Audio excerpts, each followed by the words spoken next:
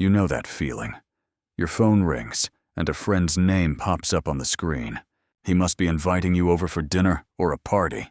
A huge no rises up inside you, but you say, "All right, I'm coming." But all you really want is to put on your headphones and maybe just read a book or lose yourself in the silence of the room. You go to a party.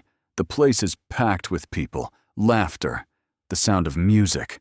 But you, standing in the middle of that crowd, feel as if you were inside a glass bubble.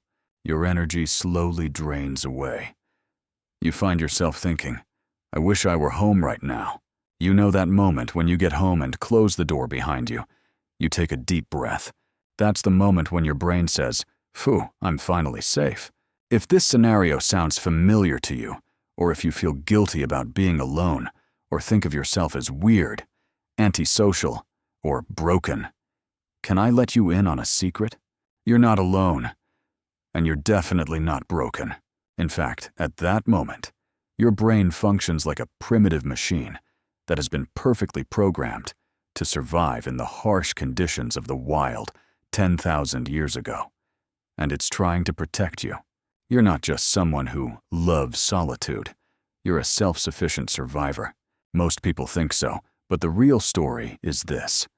Society constantly tells us that humans are social animals. It labels people with phrases like, "Loneliness is a disease," or "A lonely person is unhappy." They think we're shy, odd, or even arrogant.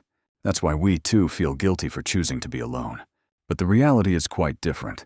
Your need for that silence, for that moment of solitude, is not a flaw. On the contrary, it is a remarkable survival strategy passed down to you from your ancestors. That primitive alarm system in your brain doesn't always perceive a crowd as a safety signal. Sometimes, on the contrary, a crowd means chaos, a shortage of resources, and danger. It is precisely in those moments that your tendency to prefer solitude pulls you out of that chaos. In other words, the problem isn't with you. The problem lies in the structure of the modern world, which doesn't align with your ancient programming. Let's introduce the concept of the primitive man here. Let's go back to the Stone Age, to the heart of the wilderness. Yes, being part of a tribe provided protection through herd mentality during a predator's attack. But there was another side to the coin, famine. If the tribe was very large and resources were scarce, survival would become difficult. If the tribe had succumbed to its smart, but sometimes foolish panic and migrated in the wrong direction, it could have spelled doom for everyone. Now imagine our character, that silent observer, who chooses to remain alone within that tribe. Instead of following the herd, he would climb to the top of a tree and analyze nature, the wind, and animal tracks all by himself. While the tribe was migrating in the wrong direction, he would discover where the water source was, which plants were not poisonous, and which cave was safer. His ability to be self-sufficient could have kept an entire family afloat. He didn't waste his energy on internal tribal power struggles or social chess games. He saved his energy for survival, observation, and making the right decisions.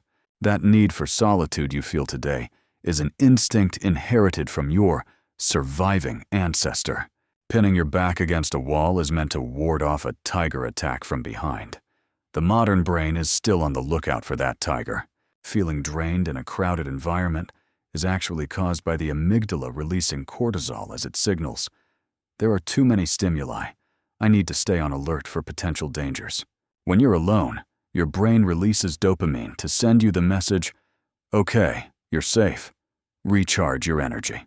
Type 1. The quiet observer. You're the type of person who, when entering a room, looks for the empty table in the corner and prefers to watch people from a distance. Instead of participating in social chess games, you analyze the game from the sidelines. At a party, you can immediately tell who's talking to whom and who's in a bad mood. This isn't a burden for you. It's an amazing ability to observe. Type 2. The perpetual wary one. You don't like loud music, crowded malls, or people who make plans on the spur of the moment. For you, safety and order come first. A sound, a smell, a glance. Everything is a clue to you. That's why people sometimes call you overly anxious. Type 3, the comfort seeker. You're the kind of person who loves living at home, in your own space, by your own rules. Your home is your sanctuary, your safe haven. Unnecessary social interactions are a drain on your energy. You are a self-sufficient man with a rich inner world. As we wrap up the video, let's conclude the topic with empathy. Maybe sometimes you feel like these primal instincts are wearing you down or making you feel isolated.